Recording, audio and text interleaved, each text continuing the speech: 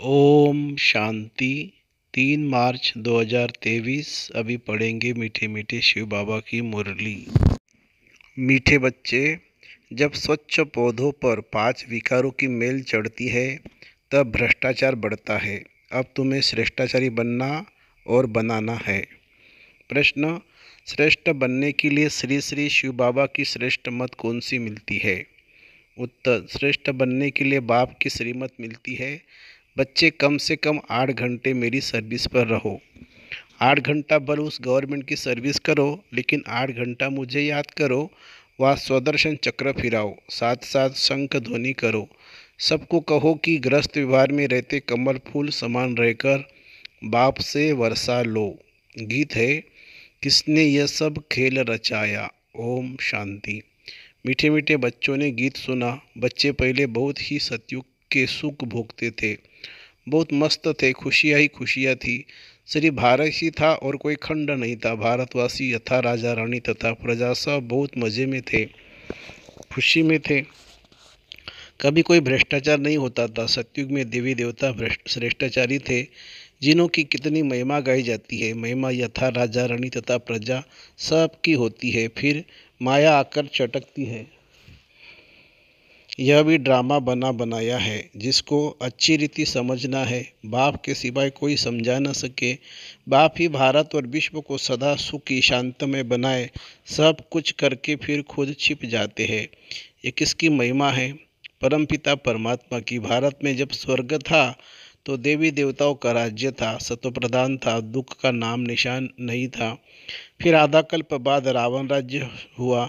सतयुग के देवताओं के लिए गाया जाता है संपूर्ण निर्विकारी मर्यादा पुरुषोत्तम। वहाँ तो कभी भ्रष्टाचार हो नहीं सकता, वहाँ तो श्रेष्ठाचारी थे। पौधे जो स्वच्छ थे उन पर 5 विकारों की मेल चढ़ने से भ्रष्टाचार होते होते अब पूरा भ्रष्टाचार हो गया है।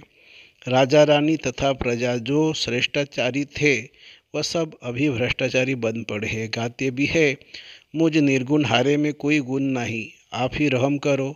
ओ गॉड फादर रहम मांगते हैं। देवी देवताओं के आगे जाकर कहते हैं, हमको ऐसा बनाओ। ड्रामा को तो जानती नहीं है कि वह फिर ऐसा कब बनेंगे। तो तुम श्रेष्ठाचारी थे, भ्रष्टाचारी का नाम नहीं था।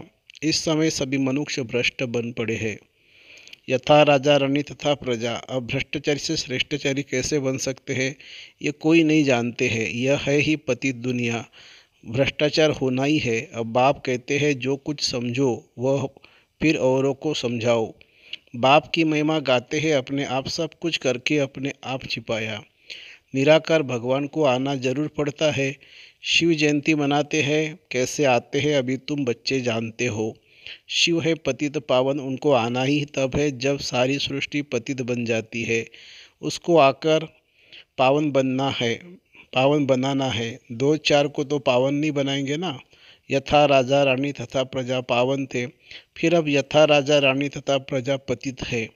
अभी तो राजा रानी है नहीं, जानते हैं आगे, जानते राजे लोग थे, अब उन्हों की राजाई है नहीं। ब्रिटिश गवर्नमेंट थी तो साहूकार लोग, जमींदार आदि धन देते थे। कोई ने 20-30 हजार दिया तो टाइटल मिल जाता था। बाबा अनुभवी है ना। शिव बाबा ने भी अनुभवी रथ लिया है, ऐसा वैसा रथ थोड़े ही लेगा। बड़े बड़े राजा होते हैं तो वह घोड़े बहुत फर्स्ट क्लास रखते हैं। जानवरों में भी कोई कोई बहुत अच्छे होते हैं, जैसे ऊँट कोई बहुत अच्छे होते, बैठो तो जैसे एरोप्लेन चलता है। कोई तो ऐसा होता है जो बहुत डंडे लगाने पड़ते हैं। तो बरोबर ये भारत 5000 वर्ष पहले स्वर्ग था, यह मशहूर है। क्रिश्चियन लोग भी कहते हैं क्राइस्ट से 3000 वर्ष पहले स्वर्ग था। तो बरोबर कल्प 5000 वर्ष का हो गया। खुद ही कल्प की आयु बतलाते हैं। फिर सतयुग को लाखों वर्ष कहते हैं। ऐसी ऐसी पॉइंट्स बाबा समझाते हैं जो धारण कर दूसरों को समझानी है, परंतु समझाते नहीं हैं। अभी तुम बच्चे जानते हो बरोबर हम श्रेष्ठाचारी थे, यथा राजा रानी तथा प्रजा श्रेष्ठ थे। शेर बकरी इकट्ठे जल पीते थे, वहाँ कंस जरासंधि हिरण्यकश्यप आदि कुछ भी नहीं थे। हिरण्यकश्यप आदि को सतयुग में और श्री कृष्ण को फिर द्वापर में ले गए हैं। रावण को त्रेता में ले जाते हैं।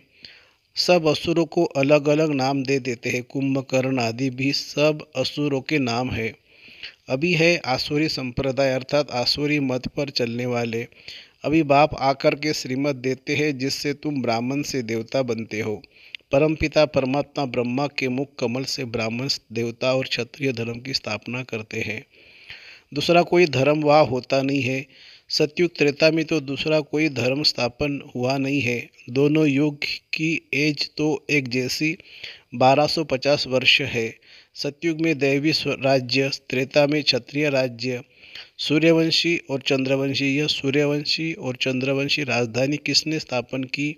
क्या ऐसे कहेंगे कि चंद्रवंशी राजधानी राम ने स्थापन की? सूर्यवंशी राजधानी लक्ष्मी नारायण ने स्थापन की? नहीं, दोनों ही स्थापन करने वाला परमपिता परमात्मा है। स्वर्ग का रचिता है बाप। सतयुग त्रेता की राज्य रची गई। गाया भी जाता है परमपिता परमात्मा ने ब्रह्मा मुख से ब्राह्मण देवता और क्षत्रिय धर्म रचा। बाप कहते यह जो तुमको ज्ञान सुनाता हूँ यह फिर प्रायलोप हो जाता है। इस्लामी बौद्ध आदि जो धर्म स्थापन करके गए हैं उनका नाम रूप देश काल आदि तो नहीं भूलेंगे। उनको तो सब जानते हैं ना। ये देवता धर्म मैं कैसे स्थापन करता हूँ ये ज्ञान सब भूल जाएंगे। द्वापर में फिर कितने धर्म स्थापन हो जाते हैं। एक ही इस्लामी बौद्ध धर्म में ये सैकड़ों हो गए हैं। आपस में कितना लड़ते हैं। अभी तुम जानते हो बाबा कैसे सब कुछ करके अपने कुछ छिपा लेता है। स्वर्ग में जो देवी देवता थे उनको फिर माया आकर चटकी पूरे बेगुन बन गए हैं। गाते भी है मुझ निर्गुण हारे में कोई गुण नहीं। तब तो गुणवान देवताओं की पूजा करते हैं। बड़े बड़े राजाओं के पास अंदर महलों में मंदिर रहते हैं, पूजा करते हैं। ऐसा कोई राजा नहीं होगा जिसके पास मंदिर न हो। अब बच्चे जानते शिव बाबा की श्रीमत पर चलना है, कदम कदम पर श्रीमत लेनी है, तब ही सो देवी देवता बनेंगे। परंतु श्रीमत पर भी चलते नहीं है। बाबा कहते हैं कोई भी बात में कुछ मूंझो तो चिट्ठी लिखकर पूछो। बाप को याद करो। माया ऐसी है जो स्वर्ग स्थापन करने वाले परमपिता परमात्मा को याद करने नहीं देती। बाबा जानते तूफान बहुत आएंगे, परंतु चिट्ठी लिख पूछना चाहिए। इस हालत में क्या करे? बच्चे की शादी है, इस हालत में क्या करे? कोई मरा है, क्या करे? मत लेनी चाहिए।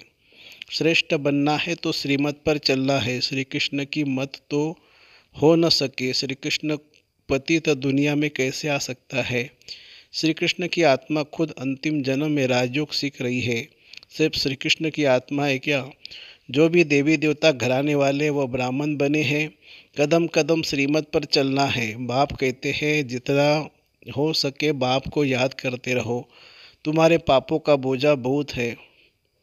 भल कोई गवर्नमेंट सर्विस में है, 8 घंटे गवर्नमेंट की नौकरी है, बाकी जो समय है उसमें याद करो। कम से कम 8 घंटा तुम मेरी सर्विस करो। बाप को याद करो, सुदर्शन चक्र फिराओ, शंख ध्वनि करो। कौन सी? सबको कहो ग्रस्त व्यवहार में रहते कमल फूल समान रह करके बाप से वर्षा लो। बाप स्वर्ग रचते हैं तो स्वर्ग का वर्षा मिलना चाहिए। भारत ही स्वर्ग का मालिक बनता है, अभी तो नरक का मालिक है। नरक में दुखी होते हैं तब बाप को याद करते हैं, परंतु जानते नहीं कि बाप क्या देगा। बाप के लिए कहते सर्वव्यापी है, भीतर ठिक्कर में है। बाप कहते हैं तुमने कितना भूल की है, परंतु यह भी ड्रामा में नूंद है। अब उनसे बाहर निकलो। यह भक्ति आदि करते करते तुम तंग हो गए हो। अभी भक्ति भी बेबिचारी हो गई है। मौत आकर सामने खड़ा है तो श्रीमत पर चलना चाहिए, परंतु बच्चे ऐसे बाप को भूल जाते हैं। माया रावण का राज्य कैसे चलता है यह भी कोई नहीं जानते। रावण का भूत जलाते हैं, यह पीछे रिवाज निकला है। रावण को जलाते, परंतु हर वर्ष रावण बड़ा होता जाता है। आगे 10 फुट का बनाते थे, फिर 15 फुट का बनाया, फिर 50 फुट, एकदम छत जितना लंबा बनाते हैं। बुद्ध का भी बहुत बड़ा चित्र बनाते हैं। इतने बड़े मनुष्य तो होते नहीं है। जास्ती मनुष्य 6 फुट होंगे। लक्ष्मी नारायण भी इतने ही होंगे। ऐसे नहीं वहाँ आयु बड़ी होती है तो बड़े बन जाते हैं। नहीं, मनुष्य ही है। जैसे अभी देखते भिन्न भिन्न वैरायटी है, कोई काले कोई कैसे। भारत में सुंदर भी थे, अभी श्याम बने हैं। सुंदर बनाने वाला है बाबा, वह है हसीन मुसाफिर। वह तुमसे बात कर रहे हैं, उनको भूलना नहीं चाहिए। इनको साकार को भूल भी जाओ, हमेशा समझो बाबा हम सजनियों को खूबसूरत परिजादा बनाते हैं। कहते हैं ना, एक तालाब है जहाँ डुबकी लगाने से मनुष्य परी बन जाते हैं। अभी तुम समझते हो ज्ञान सागर द्वारा ज्ञान की परी बन जाते हो।